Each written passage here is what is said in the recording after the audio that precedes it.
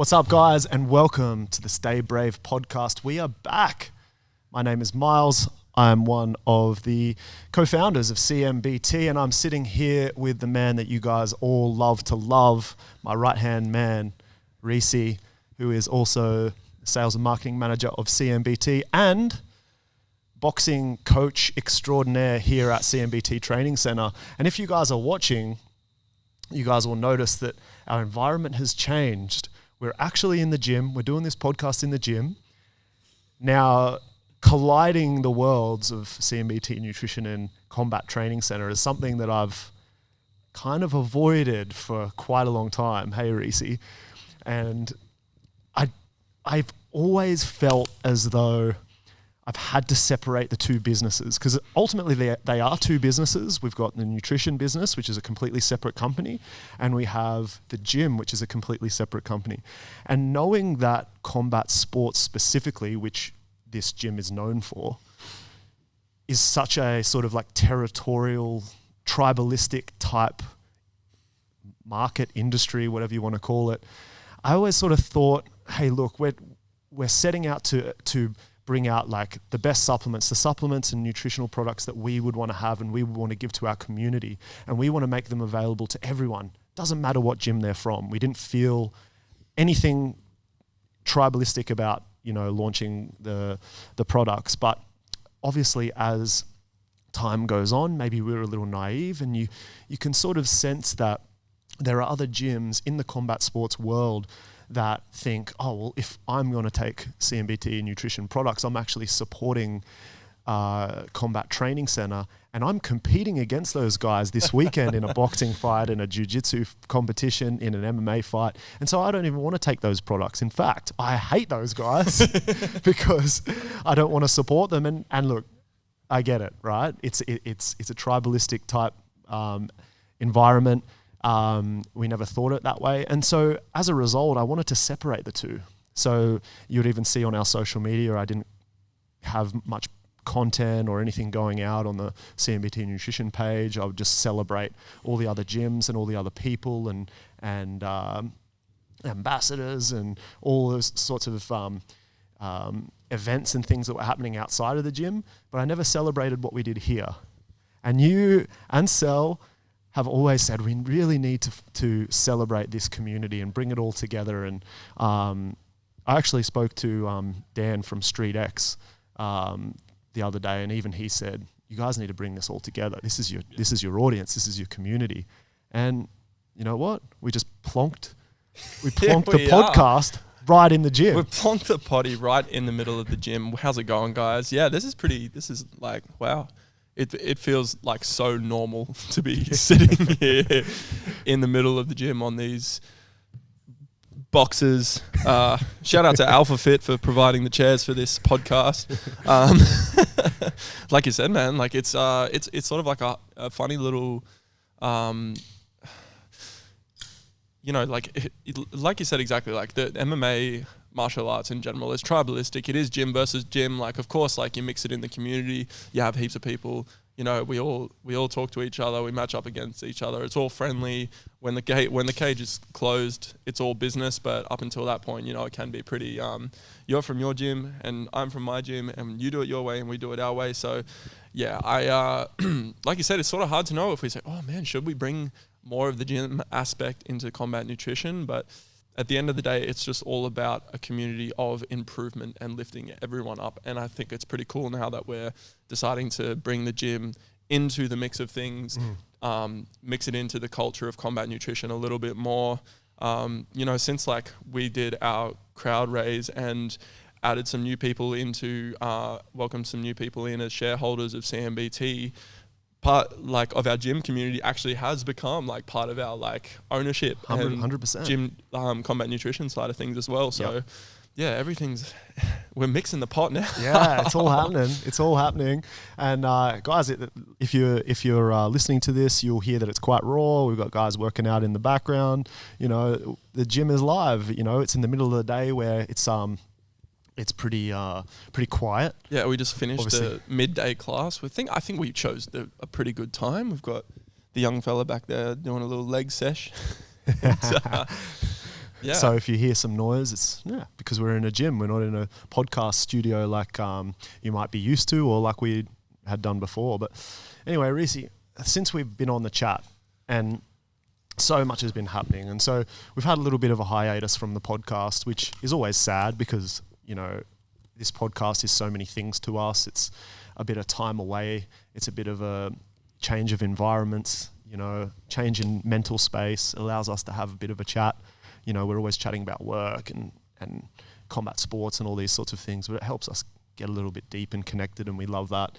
And it also helps connect us to the community and share news on what's going on. And there's just been so much going on, and we do promise to be more consistent with this. Now we have the setup here in the gym. We're just going to pull it out, do it once a week, do it whenever we can, hopefully more, and just sort of celebrate all the things that are happening in our community at the time. But guys, if you didn't know, we just released our incredible protein bars. I've got one here. You can find them at your local nutrition warehouse. Where did you get that peanut butter one? That is gold right now. Where did that come from? This is a personal stash at home. Oh, man. This is personal I stash. should have stocked up before they sold out. Literally. So, guys, this is literally the best tasting protein bars on the market. They don't have all those sugar alcohols that make your guts explode and all that sort of stuff. Only good ingredients, as you can expect from us, from CMBT Nutrition. And we're super stoked that Nutrition Warehouse picked them up in all of their stores. So, as a result, as a positive consequence, we're sold out. So we're Good just flex. It's pretty sick flex. Big flex. If you need a protein bar, you're gonna have to go to Nutrition Warehouse. That's all Jeezy though, because everyone who buys one, if you post a photo on your story and tag us, you go in the draw to win a year's supply of those bad boys. So yeah, it's got to be done before November 30. So we're a week like out. 4 days. Yeah. But we will be back in stock soon. But we obviously want to support our retail partners like Nutrition Warehouse and EMF gyms. You can find them there too. And so we're just super buzzing that we're getting some amazing support from guys like that. But that's kind of like the formalities out of the way, Rhys. Pretty much, man. It's been a crazy busy back half of the year. Like, obviously, we've got so much going on right now. Leading into Eternal MMA this weekend, 11 guys on the card. Unfortunately, one of our guys' opponents just pulled out. Unfortunately, had a car crash. We wish him a speedy recovery. Suffered a concussion, so one of our fights have been cancelled. 10 fights. And in eternal fashion, they tried to find us a replacement, and they did everything they could, but literally we're 1 day out. So legends. Yeah, unfortunately that didn't come to fruition, so we got 10. Yep. Absolutely. You have truly been the general of CMBT in every single aspect. Man, how you going? I'm just like a broken shell of myself. I have no soul left in my body. You're a blob. I'm literally just a blob, literally. That's what Rhea and I always say. It's like, how was your day? And he's like, I'm a fucking blob right now. I'm going to come home and blob it out. I'm just blobbed out, man. So, for those who don't know, Eternal MMA is Australia's largest mixed martial arts promotion, and they're actually having 2 events back to back on the Friday and the Saturday night. And as Rhys said, we've got 10 guys fighting, 5 on one card, 5 on the other card, and with that just brings a mammoth obligation to make sure that these guys are prepared. They've gone through a fight camp for the last 8 to 12 weeks, and it is just a grueling process. And I've had the privilege of working with most of our guys, and especially one of the main events, which is Brenton Mumford, who's also a coach here at our gym and an ambassador for CMBT Nutrition as well. And so I've been a body for this whole camp as well. So like I said, I'm wrecked. Yep. But I know that I'll be very fulfilled after the event. Yeah. It's an emotional experience, cornering fighters, for MMA events. It's an emotional roller coaster. It's great if they win. It's devastating if they lose. You've just done so much to get there, and there's just so much riding on it. But I'm just so proud of the guys for just literally stepping in there. It's a 1% activity or action, Yeah. stepping into any It's form amazing. of combat sports arena, whether it's on the jiu-jitsu mats, in a cage, whatever it is. It's some 1% type activity. So super proud of them regardless. And then the week after, I said I was going to have some time off because I'll be wrecked. We're going to Thailand on the Tuesday after this weekend for Rhys McLaren, who fights on One Championship, which is Asia's largest MMA promotion. And he is fighting a current champion in the weight division below him. So this is an awesome opportunity for Rhysy to state his claim in the world, and potentially he might get a title fight if he wins this next one. So crazy, man. That's like amazing. It's so cool to see, like, especially like Brenton, who's an OG of the scene, like who's like been, I wouldn't fucking tell him this to his face, but it's been like a role model for me since I was like, when I first met him when I was like 17 and I just started in the sport. So it's cool to see him get back in there and do his thing. Like last time he fought, it was so sick. But when he fought Dimps Gillies, that was an absolute cracker. And anyone on the MMA scene in Australia knows like how good that was. So it'll be so cool to see him return to form and get back in there and get it done. But, you know, so many amateurs on the card as well. It's going to be a pretty sick weekend. It will. Yeah, it's going to be bloody exhausted afterwards. If you see us there, guys, make sure you shout out and support the guys fighting from CMBT Training Centre. Let them hear your voice. Let them hear your support.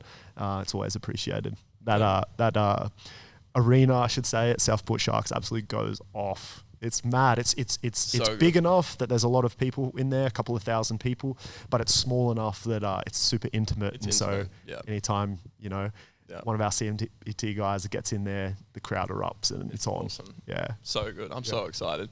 Man, like it's coming, like a last event of the year for Eternal, it's coming into that season of like last blank of the year for everyone. It's like, how have you been doing like with, I know that there's so much on and you're putting so much energy into like everything. How are you feeling like coming into the end of the year? Like, have you even had time to reflect? It's been a whirlwind of a year. I wouldn't say it's been a particularly positive year for me personally. I've just had a lot of family things. I've had some close people to me pass away and some issues and things. So it's been a difficult year. But the year's just gone so fast, and we've gone through a lot of wars. You know, when you're in business, you know, you're just fighting all the time. You're just going through wars, and you know, it's amazing that we're always having wins. But I always say, if you looked at a graph and you looked at it in a short-term period, it is chaos. It is lines going up and down all over the place. But if you pull right back out and you look at that graph, we're moving in the right direction, which is always the best way to, that is the best way. That's great. So I always need to sort of sit back, pull back, look at the graph as a whole and go, okay, we're moving in the right direction. Easier said than done, but when you're in it, it's just chaos. Yeah. And there's a million things going on at once. Some of the boys this morning said, how many plates have you got up in the air right now? And I just said, I don't know, man, they're all crashing around me. So, you know, it's been a positive year. There's been a lot of evolution, a lot of progression. And all I'm thinking about is how we can elevate everything in the new year. Everyone that knows me knows that I find the Christmas holiday period the best period to get ahead. I'm very loud and outspoken when it comes to holiday periods and things like that. A lot of people don't like it, but it is the best time, single best time to get ahead in life, in business, in whatever. When everyone else is on holidays and chilling, sleeping, relaxing or whatever, and you have no distractions, you can just sort of put your head down and really get ahead. And I do plan on having a bit of a break and a reset and all those sorts of things during this period, but I also am not going to miss an opportunity to get ahead during this period. And there's a lot that we want to do here in the gym in terms of progressing programs, elevating our programs, elevating the experience, elevating the actual space and facility itself. And I've been preparing a lot in the background to activate a few of those things. And then just from a nutrition perspective, you know, just continuing to try and get our amazing nutrition out to as many people as possible and take up as many opportunities as we can. You know, we are constantly just trying to, you know, get the products into places where people can just walk into and grab them, and that's a hard thing to do. You know, we're knocking on doors, we're you know, you're sending out millions of emails a week and connecting with new people and new retailers and things, which is what we have to do. So we're in that grind startup phase, really. You know, and ultimately, like, you know, it gets tiring, but these are the times you look back at and go, yeah, man, this is a pretty fun journey because everything we did was impactful. Totally. You know? Yeah. So that's kind of what I'm thinking at the moment. 100%, man. How you feeling? Yeah, I'm good. I'm like, it is, the end of the year is like a sort of a weird one. Like, it's always like this sort of subtle fatigue, like everyone around you's energy sort of changing, and I have a hard time like not absorbing other people's energy. Like, if the vibe around me is a little bit weird, I start to like feel a little bit weird, and I have to put like a constant sort of energy into like, okay, I'm not going to perpetuate this energy. I'm just going to try and keep on trucking. It's been cool these last couple of weeks because like I sort of had a realization that I wasn't doing much in terms of like my own training. And I had this day like 2 weeks ago where I just felt so flat, and I was like, oh man, like I need to do something here. And sometimes it takes it getting to that point where it's like so bad when you're just like, what is wrong with me? Like, I feel terrible, to realize that like some sort of change has got to be made. I think especially with work. So like, for context, what I've been doing is like taking striking PTs, kickboxing and boxing PTs first thing in the morning, and then teaching classes at night here, and not scheduling any time for my own training. So just sort of stuck in this like hustle thing of like, just keep like getting it. And I was just like, oh man, like I've got to train here. Like I've got to be moving towards something. Like I'm still young and still feel good. Like I got to use my body a little bit more. So I actually told all my morning clients that I'm taking, well, my early morning clients, that I'm not doing that anymore. So I've got mornings free during the week to train, and I've started doing like a bit of training each afternoon as well. So that's been a cool little shift, and it's like the first time, and it's like this first little flicker like of like excitement or something for like the new year. It was the first little, oh fuck yeah, like I want to keep this up, I want to keep this going. So it's like I want to keep working towards this so I can feel good about what I'm doing with my time. Yeah, man. And I think that you know, as being young and motivated and having some purpose and you know, things and goals that we want to achieve, a lot of the time you kind of just put your head down and you don't ever bring it back up. And I think, you know, people listening to me say this are going to think like, oh, Rich coming from you saying this, but like the reality is that, you know, if you don't fill your own cup, like you cannot give to anyone else. And, you know, you can go pretty hard without having to fill your own cup. But it gets to a point, like I've regularly find out that I just burn out. I 100%. Just burn out chronically. So I think if you're someone like that as well, recognizing when that burnout is about to occur and not letting it happen, instead just making better choices and realizing that you do need to recover in order to keep going and doing more, and just building that as part of your routine and just like your mental understanding of what recovery is, as versus I'm just being lazy or whatever. And then the other thing that you mentioned was like the your energy, you know, being driven by other people's energy. You know, and I think that's a huge one. Like energy is so infectious. And I don't know if you've seen, like on social media, there's a video going around talking about energy being infectious. And there's a woman that rocks up to a bus stop. Oh, the one where they're all laughing? They all start laughing and they all start smiling and things. And like energy is so infectious. And I think like you can be the person that changes the energy in the room.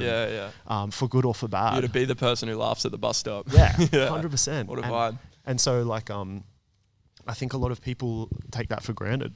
You know, I've always said like whenever you walk through a new door, like consider what sort of energy you want to bring into that room, you know, because that's the energy that you're going to receive. So like if you've had a shit day, you know, the next time you walk through a new door, you know, just leave whatever's happened you know, 100%. in that day behind you, outside of that door, and come into the next room with new energy, because you're going to influence the energy in the next room. And you know. Absolutely. Dude, I think that's an exercise in being present as well, because it's like you don't want to carry around the things that's happened to you all day. You don't want to carry it with you. Like, you can choose to put it down outside the door and walk in and just be like fresh. Even if you just walk in neutral, like, you can still, like, it's a big thing for me that I have to think about all the time, is not carrying like your baggage around from earlier in the day or whenever. It's another like thing that like I thought of then, which was, you said like you have to fill your cup. And I think it's been a bit of a journey for me this year, realizing and like really understanding what fills my cup. Because this is a conversation I've had with a few people where I'm like, what fills your cup? And a lot of people go, oh fuck, I don't know. And I'm like, it's rough, isn't it? Like, it's hard. Like, you have to have something that makes you feel, I think, like fulfillment. I'm sort of learning is like anything can fulfill you. Like, it's up to you. Like, it's your thing that fulfills you. It can be anything in the world, but I think you have to know what it is. It's something that actually makes you excited to do it, and then you look forward to doing. And I think like if you can't figure that out, then I think that's a pretty good sign that you needed to make a change. That's what I've sort of realized these last couple of weeks. I think that fulfillment comes from a lot of people think fulfillment is like something that needs to be achieved from a selfish act. Yeah. I actually think it's the opposite. I think that if you seek to do something, for yourself, but that also benefits others, you feel so much better for what you've done, and it creates fulfillment as a result. And so I think that a lot of people search for fulfillment by doing things for themselves, and they don't achieve it. And so then they don't think that that is something that fulfills them. Dude, definitely. I sort of feel like there's this thing with like online social media culture where it's like everyone's encouraging each other to be selfish with their energy. Massively. I feel like we've talked about this on the potty before maybe, but like you see all these things like I'm taking time for me, and like these fucking 40,000 likes and 50,000 reshares. And it's like, this year's all about protecting my energy. And I think it's like you said, it's kind of the wrong outlook to have on it. Like, if you ask me, I think like I really like being generous with my energy, and everything you put out, you get back. Yep. You know, you will get it back. And yeah, having sort of the idea that like I need to be selfish with like my, you know, saying no to all the extra work or whatever, saying no to hanging out with people because I just need time for me. I'm like, you know, whenever I've said, maybe this is just me, but whenever I've blown off hanging out with someone to sit at home on my phone, it doesn't make me feel recharged at all. It just makes me feel shit. Yep. You know what I mean? Yep. How did you feel? First of all, can we announce to the potty your news? Oh, yeah. So massive congratulations to Rhys, who's proposed to his beautiful Rhea. So oh my Lord. He's gone from boy to man. Oh, God. How good is that? Maybe. And maybe not yet. But how good did you feel? Did you feel great I about felt doing cool. what you did? It was so cool. Yeah. It's such a weird, like, you know, like when it's this thing that you like, you're pretty aware that you're going to do at some point in your life. And like at points throughout your whole life, whenever someone around you gets engaged, you sort of like think about, oh, I wonder what it's going to be like when I get engaged. And then it actually happens and it's fucking weird. And so tell me about the process, because like this is one of the things that us guys, and it's not always this way, but maybe typically, it's safe to say that the guys will think about, you know, the moment that they think, oh, okay, this is the partner that I'm going to, you know, want to become engaged to, I'm going to propose to. And you go through this mental thing about, you know, choosing the right ring and all these sorts of things, where you're going to do it, the location, you save the money for the ring, all this sort of stuff. Talk us through sort of how you felt about that process. And then, you know, I'm going to ask the question, it's not exactly what we're talking about, but did you find some form of fulfillment out of what you did? Because you're essentially doing it. Yes, you're doing it to solidify a partnership, but you're also doing it for someone else as well. And one of the coolest things was like just the excitement of like our families, because I talked to Rhea's mum about it, and it was like one of the best experiences ever. She had no idea. I just went up to her one week while Rhea was away, and I was like, so I think I'm going to go ring shopping this weekend. And it took her a second. It was like 2 beats, boom, boom, and then she went, oh my God. It was so funny. But even like that and like her being excited about it, and then, you know, I called her dad and asked him for permission, and he was really excited about it. It was just this cool thing that sort of, I felt like just like put a little rope around our two families. Yep. And it's really special like that. Yep. I also like doing the deed. Like I knew pretty much from our like 2 weeks into knowing her that I was going to marry her. And I was pretty sure that she felt the same way. Even then, oh my God, my heart was going like 300 BPM, man. Yeah. It was such a wig out. My heart was beating so fast, but it was so cool. She was frothing. Dude, massive fulfillment. It was like this big, like, it's funny because I didn't think about it up until that point, but it was like this thing that, you know, I was saving for it. A bit of planning goes into it. You know, I went to a jeweler up in Brisbane, like when I found the ring that I wanted, and it was like afterwards, like just this awesome little like hum of like awesome energy, because it was this something I worked for and achieved. And sort of on topic with what we were talking about, it was like, it didn't feel selfish. It felt like Rhys just frothing on it because it's fucking awesome. So it was like this thing, this nice little bow on this year where it's like, wow, I did this massive life thing and it felt so good. That's so cool. And I'm so proud of you for like going to the effort of actually saving and doing your part to like purchase the ring and stuff. Because it's kind of hard, man. Saving sucks. Saving fucking sucks. Especially like when you're like me. Yeah. Got to build it into a habit, into a structure, into a regime. But, you know, Rhys and I spoke about this for a while, and I'm quite big on the fact that like if you are going to choose to enter a partnership with the person that you love, you can't do it by bringing debt into that relationship. And sure, you might have debt, you have cars and things, but like if you're going to purchase that ring, the ring at least has got to be I'm so glad you said that to me as well. I'm so glad you said to me, because it was so true and I hadn't even thought about it. And so like, it's easy to just swipe your credit card and get that, but that's not the work. No, the work wasn't. It made it so much better. Yeah. It made it so much better. Everyone, because I've been with my partner Holly for 20 years, and everyone, can you imagine during that period how many people were like, when are you getting married? When are you married? And all I ever did was put money into, all we did was put money into business and all that sort of stuff. So like always cash poor. And I literally was just like, I'm not going to do it until I can pay for it, that ring outright with cash. And it cannot be ticked up because I cannot go into to this relationship. And she wasn't the type of person who cared or was pushing me or anything. Like we've been on this journey together for ages, but I'm so glad that I didn't, you know, choose that impulse, make that impulse decision to just like use a credit card and get it done. It wouldn't have felt the same. No, I don't think it would have. Nah. It made it so much more awesome because it was something that I put the effort into. Yeah, and it snuck up on me. And so it's like this awesome feeling that's like I didn't even realize I would have. But now it's like, amazing. Well, lads, if you're choosing to, if you found the right partner and you're going to do the deed, you're going to go from boy to man, you're gonna drop the knee. When do I start feeling like a man? That's what I want to know. You don't feel like a man now? I feel like a little boy all the time, brother. I just assumed that was all the time. But like I said, you guys have got to do the work and you've got to make sure that you can pay for that ring outright. Doesn't matter how much it costs. You know, just do the work, save the money, go into that relationship knowing that you know, put some effort in and you didn't just go into that relationship with some more debt. So that's my little piece of 100%. Advice for the guys. It was this cool thing because it's like, it sort of reminded me of like when I first started training. My first sport that I went to was boxing, and the way that I sort of did it was like when I was 17, I was like, I want to be able to fight. I want to be a bit more athletic.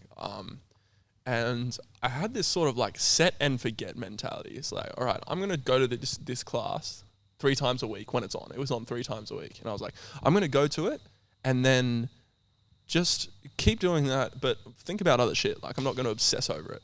And then over time, like, I just kept rocking up to these sessions, but still concentrating on my schoolwork or whatever I was doing. And it just over time, like, started building into this thing where I like looked in the mirror one day and I was like, oh man, I got a 6-pack. Like, you know what I mean? No, And I don't. I've never sorry. had one. Sorry to flex. But I could still never do 10 push-ups though. But yeah, it's sort of like this thing where it was like, all right, I like reverse engineered how much money I sort of thought I needed. And I was like, I'm going to put this much away every single week, no matter what. And I just sort of set it and forget it. And then all of a sudden it like snuck up on me. I was like, oh, fuck, I can afford like a pretty nice ring now. Yep. It was weird, like a weird little, I think it's for anything. Like if you just set it, forget it, like just constant work towards it, even if it's not like obsessing over it, you can still go pretty far. Well, it's everything. Yeah. And so like I haven't sort of thought about this enough to articulate it, but I feel like everything, any success that I've ever had in my life has just been from sticking through with it. Yeah. Sup, boys? Has literally just been from sticking through with it and just not giving up. And, you know, I've always enjoyed things like whether it's surfing, sticking through all the way through that and not quitting to the point where I was doing Aussie tour stuff, getting sponsored by brands, becoming somewhat of an athlete in that space, and then moving into martial arts and just sticking with it until you get a black belt and find yourself coaching and running a gym and things like that. And it's purely just because just didn't stop. Yeah. And because like you enjoyed it as well. Of course, I enjoyed it. Yeah. But I feel like so many people are like expecting more from things, Yeah. so that they've just got this impulse reaction to go like, okay, I'm done with that. I'm moving on to the next thing. Yeah, Oh, yeah. that looks exciting. I'm going to that. Oh, that looks exciting. I'm going to that. But never ever spending the time to Oh man. build a foundation in anything. You know, like how many people we see, like, you know, everyone's on their life journey. I'm not fucking judging anyone, but so many people like that come through the gym who are like, all right, I really want to be good at jiu-jitsu. And, you know, they'll put in like some hard yards for a couple months, maybe do a jits comp, and then they sort of disappear. I think like, yeah, definitely not to say that it's wrong, but if you just like find something and like stick at it, obviously, such good things happen. Oh man, Yeah. everything good happens from that. And I think that's where people, we've talked about it on the potty as well, like people are always searching for their purpose, or they're searching for fulfillment, they're searching for what their passion is. And it's just like, you're not going to know unless you stick to something for a period of time where you actually understand it, get better at it, and then all of a sudden it becomes fun. So you've gotten through that hard period where you're learning something for the first time, which is always hard, especially martial arts, especially something physical. And then all of a sudden you become proficient at it, and then all of a sudden it just starts to become fun. And then the longer you do it, the more you understand, the more fun it is. Now you're playing the game. I say the same thing about business. Like, it's taken me so long. It's taken me over, 15 years to get to a level where I'm like, oh, okay, I'm understanding the levers and the mechanics of business to a point where I can play this game now. Definitely not proficient at it. Definitely not an expert, and there's so much to learn, but now it's becoming a bit more fun for me. For sure. Whereas before it's just a grind. And so I think it just goes for anything. Like you've got to stick through those 100%. points, and then maybe it will become your passion. Do you feel like people's expectations like shoot themselves in the foot a little bit? All the time.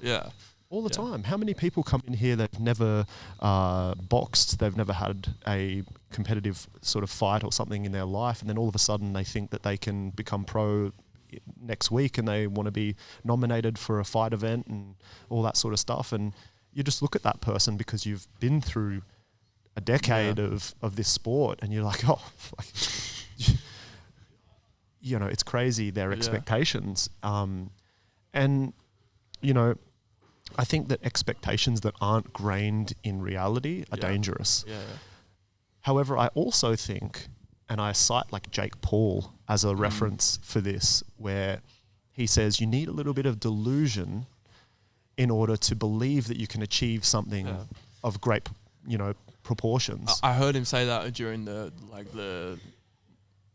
leading up to the Tyson fight. I think he called it like delusional positivity or something like that. And I was like, yeah, fuck yeah. You need a little bit of that.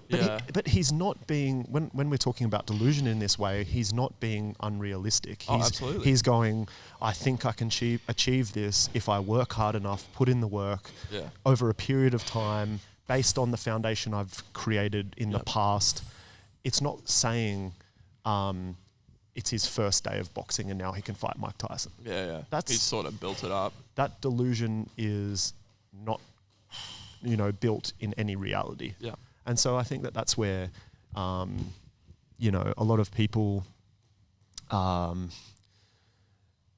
don't know, just haven't spent the time, just haven't researched the arena to understand what's expected of them. Yeah. And for whatever reason, maybe they've had success in other fields, or maybe they're just athletic in general, or maybe they're smart in general. Yeah. And so they think that they can just walk into a job, an athletic endeavor, or competition or whatever, and just think that they're going to succeed. I feel like there's a lot of people who have a deep belief from whoever's told them that they're completely their complete and utter drive and their motivation is enough to get them across the line in whatever you do. And to push back on that a little bit, especially when you're starting something, whatever it is, I feel like you need to, white belt mentality, you need to be a sponge, you need to absorb, you need to get the lay of the land. The more you understand, the less, what is it? It's the less you know. The less, yeah, exactly. The more you understand, the more you realize it's the least amount you know. Yep. So yeah, going in and just sort of being a sponge, and I think giving yourself permission to be a noob for a while is a pretty important skill when you're starting anything. And I think that the quickest way to learn something is to try and understand the rules of play in whatever you're doing. And the quicker that you can understand the rules, the quicker that you can break them. Yeah. Because a lot of people want to break the rules and the foundations of whatever they're getting into because they want to get ahead as fast as possible. Yeah. But it only leads them to, failure, or a lack of building a foundation to get to the next level, because they haven't set the foundation at that level. 100%. They can't expect to jump to the next one. They're trying to get there faster than, life is allowing it to happen. You can't jump the queue. You can't skip steps. And it's just a lot of people will say, well, what about this, social media viral sensation and this and that? Yeah. And it's just there's so many conversations that could be had about those situations. Yeah, there's exceptions to the rules, but it's so minute. And I'd argue that you don't want to do that anyway. I don't know what the fuck I'd do with myself if I won the lotto tomorrow. You know what I mean? Sure, most people who win the lotto blow it all within 2 years. Yep. That's a thing. And so do you even buy the lotto? Oh no, I don't. Fuck no. Why not? Well, I just don't think I don't like gambling. I think that I'm getting ripped off. All respect to people who to do it. I mean, it's very popular. Yeah. That's why you win billions of dollars these days. But again, there's a part of that person who thinks, oh, you got to be in it to win it, and I can win some quick money and escape my life and blah blah blah. Never bought a lottery ticket in my life. No. I don't know. I just, why would you spend? I don't even know how much a lotto ticket costs. $10 or something. I don't know. Why would you spend those valuable resources, that $10 on? I don't know. I think we're getting into an argument where people will just be like, whatever, man, you spend the $10, maybe you win $1 billion. Yeah. Shut the fuck up. It's worth for some people, fair enough. Kind of not the principle of what we're talking about here. No. Everyone wants to win something quickly. 100%. And like you said, there's no fun in that. No, there's no fun. Do you think that Jeff Bezos and all those guys who've made $1 billion, do you think that they, wish that they didn't have to go through all of the work to get there? Absolutely not. That's the most fun they've had. Exactly. Yeah. Well, most fulfillment, most growth, most learning. I think you learn to do with the $1 billion, what you need to do on the way up. Of course. That's what gets you there. Exactly. You put $1 billion into fucking 18-year-old Jeff Bezos' hands. I don't think he's making Amazon. I think he's going to fuck it up. He's not surviving. No, I don't think so. So, and these are all life lessons. I feel you know what's funny? I'm getting older. Mm-hmm. I'm almost going to be 35, which is still young. Nah, you're fine. But it's enough where I'm starting to look at the younger guys that are coming through the gym and understanding how they are thinking and what they're wanting out of life and how they're acting and just the sheer lack of responsibility and the entitlement. They just want things. It's so interesting just watching it because we were all that way. Yeah, no, for sure. We were all that way. Yeah. And so I'm not going to like judge them for acting that way, because I'm sure I was that way too. Yeah, no, for sure. I see young blokes and I'm just like, you remind me so much of myself that it makes me sick. But it's like they need to go through that to get to absolutely the next level of life. Yeah. And, you know, I think it's really hard to teach them. And you shouldn't be robbed. You shouldn't be robbed of that. Like you just sort of, it's got to be like a gentle guidance. Yeah. And I hope people are gently guiding me right now. I know you are. I hope other vice people versa. are. And Exactly. yeah, you got to surround yourself with people who, you know, you enjoy being around and provide, you know, a positive energy into your life and things like that, and guiding you appropriately. And it's like, man, it's a funny one. It's a funny one. I had an old student of ours, you know, I talked to not that long ago, and he said to me, oh man, some of the things that you said to me back in the day, I'm starting to understand now, because he's getting a bit older too. And I was like, wow, that's really interesting. Like, it didn't sink then, but it's sinking now.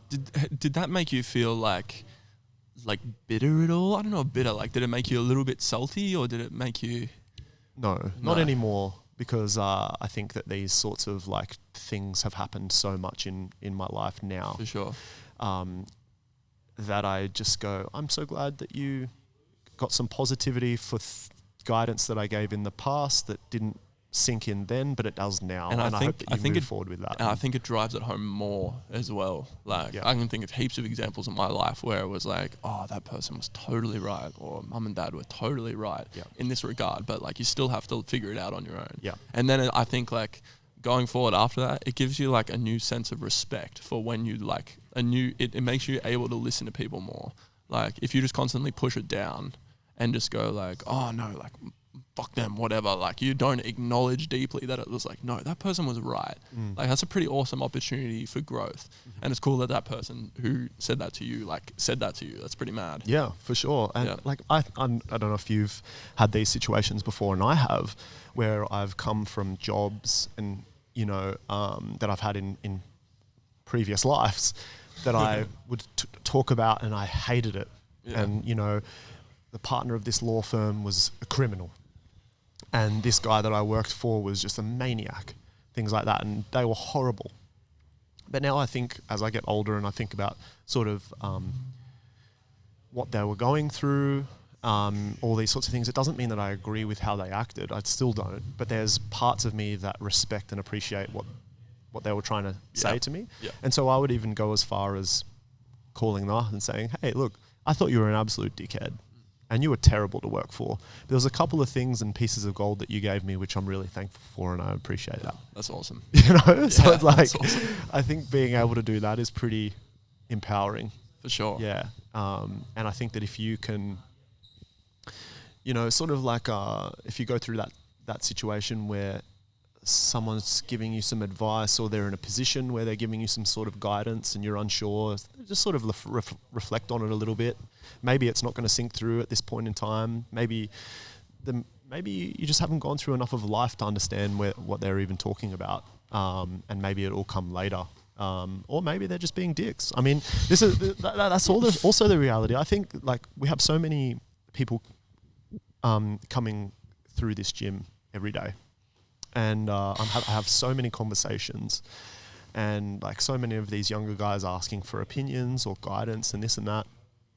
And I can also see when I'm talking to some of these guys that they're trying to see if they trust me or not. Yeah. I can see it in their face. Yeah. I'm like, this is really interesting. I'm talking to you and I'm clearly I'm clearly speaking to you in your favor, trying to help you, but you're still questioning whether this help has some sort of like undertone or sinister intention behind it. And I think that's really sad. I can't say that I was ever paranoid in that sense, where I felt like people were always out to get something from themselves, from me or anything. I don't think I was born with that. Yeah. But I can see that a lot of people in this day and age do have that. They do think that, oh, what's in it for them? What are they trying to do? Why are they giving me this? Why are they, why are they being positive to me about this? What's in it for them? What are they after? And I think that's probably one of the saddest things that I see in a lot, really common in this day and age. Yeah, for sure. For the young guys and girls, hey.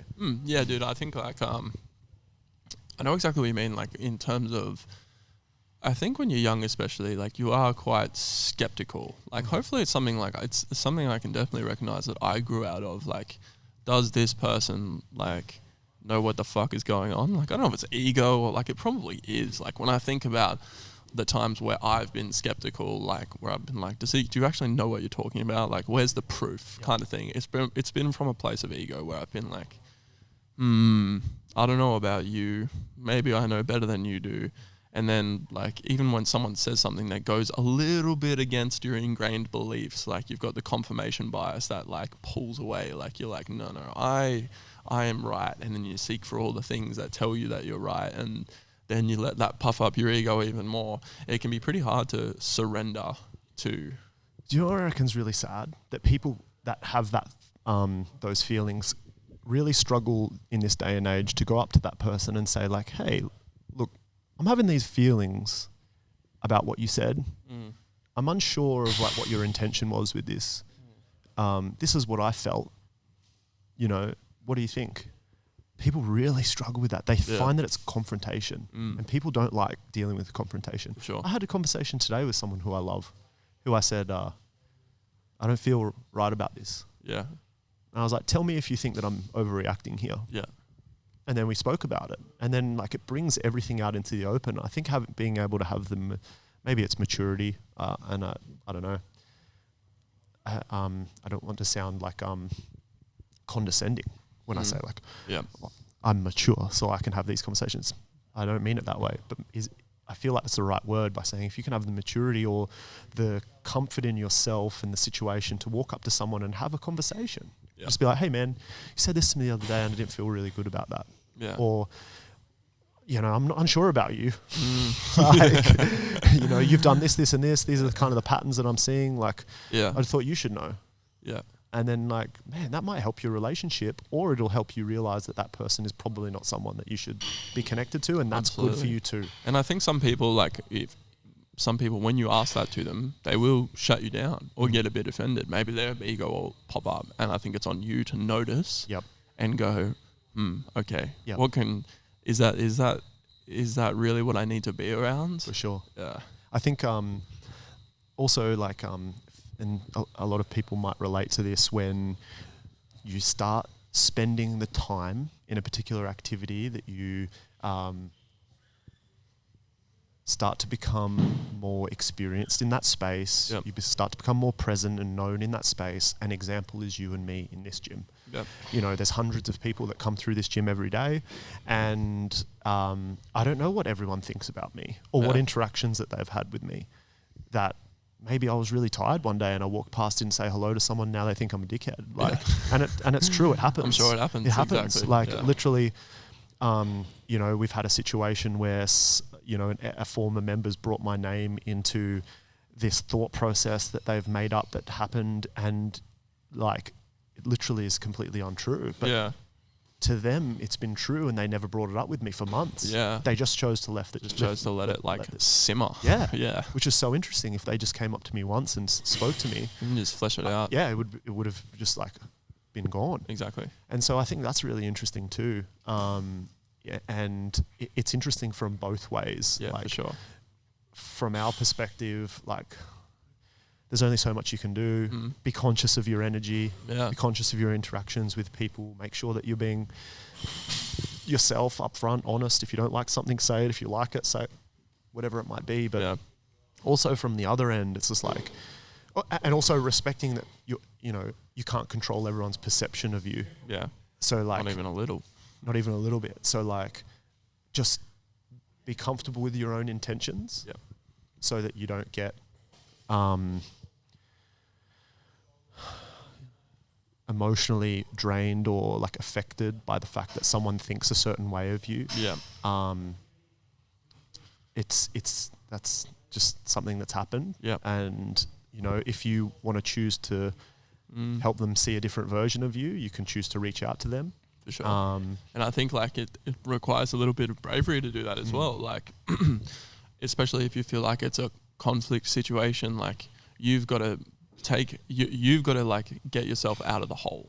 So it's up to you to come forward and say, hey, can we just clarify this, or like, hey, I'm not feeling too good. Like, have we got like a problem or something like that? Like that's uncomfortable. But like, if you just stay in the hole and keep digging, like it's up to you to sort of take the step to get out of it. Yep. And if you guys are feeling like you're in one of these situations right now, I really encourage you to hit it head on and put yourself in the other person's shoes. Because when you start thinking about what that other person thinks or the context, you might think, oh, wow, maybe they don't realize my intentions. Maybe they don't realize what I meant by what I said.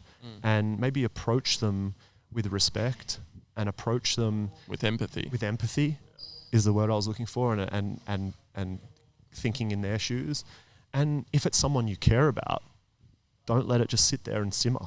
Yeah, for sure. Don't allow resentment to boil. Go and hit it head on. And if you love that person, you don't want to, this energy to feed and multiply, then you need to hit it head on and just solve it there and then. And if the situation is going to persist and you can't resolve it, then you have to cross that bridge when it comes to it. But if you just let it simmer, it could turn into something really bad. So 100%, man.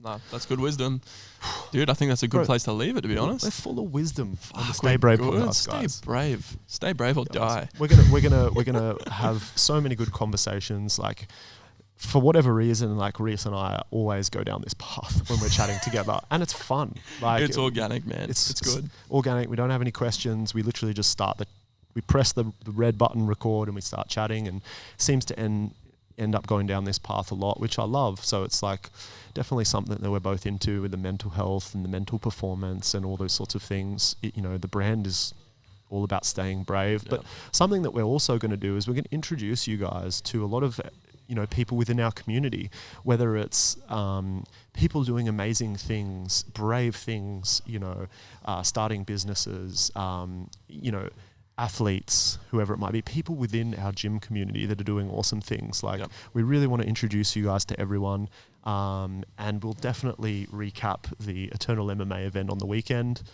before I go to Thailand. Absolutely. And then we'll talk about Thailand and things as well. So there's so much cool stuff coming up that we want to introduce you guys and include you guys in. And look, if there's anything that you guys want us to talk about or people you want us to interview and all those sorts of things, please just communicate with us, connect with us, just DM us on CMBT Nutrition Instagram or CMBT Training Center as well.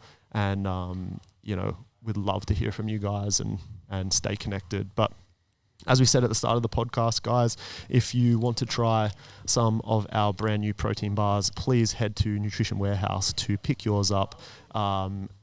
Literally, I have not heard one person say a single bad thing about them. No. In fact, people are saying that these are literally the best protein bars ever, including industry professionals, people that have been in this industry for a long time. All the managers of the nutrition warehouses are just going off on them. So, do yourselves a favor and go onto Nutrition Warehouse and grab one of our CMBT plant protein chocolate bars. Oh, yeah. And don't let the plant protein fool you guys. It's not going to taste like a protein bar. Hell yeah, Millie. Hell yeah, brother. All right, bro. Speak to you guys soon. Thanks for listening, guys.